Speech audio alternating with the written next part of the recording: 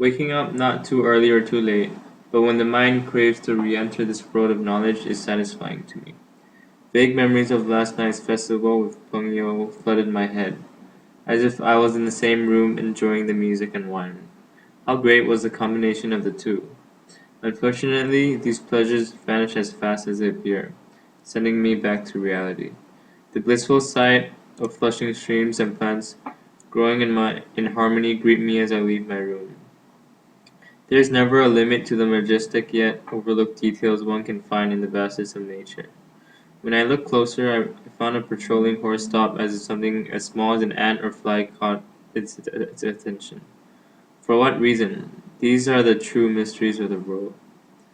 I depart towards an old friend for breakfast and pass by a wine shop. Remembering that I owe this dear friend a present, I buy a bottle, appreciating the discount the shop owner gave for teachers. As I approached Mr. Kuo's house, his cat ran to me as if for comfort. This was another old friend that was found the day I was acquainted to Mr. Kuo. We both were drunk and singing under the bright moonlight when we heard the purr of a cat that was harmonious to our singing. There it was lying, enjoying the splendid night along with us, and so we gave it a sip of our wine, which made it sing louder than ever. That night, we brought it home and treated it like our children, and it stayed with Mr. Kuo ever since. After giving the cat his usual rub, I entered the house and was immediately greeted by the servants, whom led me to the dining room. There sat Guo Min-sun, one of the richest merchants in the area, and also greatly respected. We addressed each other casually, and then I passed him the present. He opened it almost instantly, because it was a day to celebrate. Today will be the first day that I will teach his eldest son, Ji. After savoring the luxurious meal that was provided, Ji came out of his room and bowed to me with courtesy. He is now 10 years of age, the time I also acquired knowledge. Despite being wealthy, Min-swan makes Jili work and serve so he is not spoiled. Furthermore, Jili shows filial piety and does whatever his father commands. I feel more than gratified to teach this talented student, and from the look of the proud father's face, I'm sure Min-swan feels the same way. Jili and I left the house and headed toward the forest, where together I teach a group of students. This way they leave behind the distractions of life and are able to admire the beauty of nature and learn without interference. All of my students were there before we arrived and challenging one another with questions.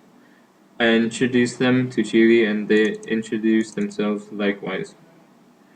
As a teacher, I teach them how to think rather than what to think, and also how to admire the world. We discuss many topics such as the ideas and writings of the past until the sun reaches its highest point and the students leave. It was enjoyable as usual to exchange views with the next generation and note the difference in ideas.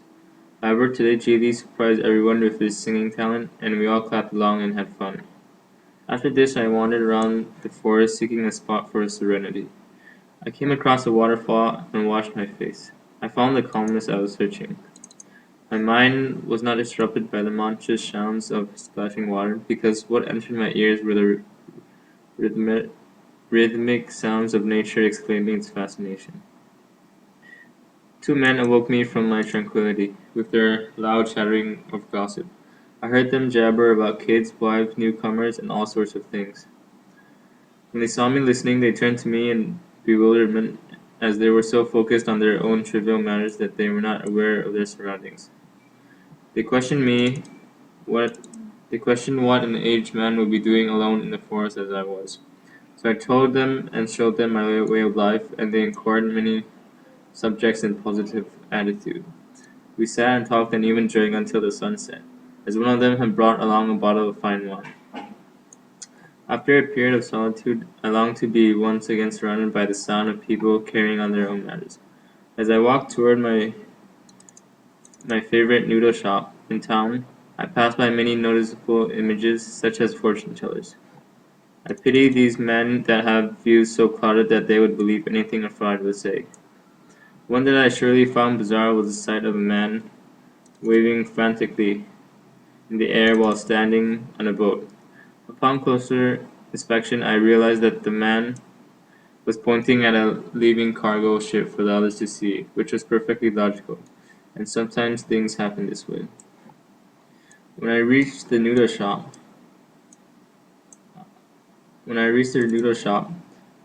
I saw a vagrant resting beside a tree in the busy roads.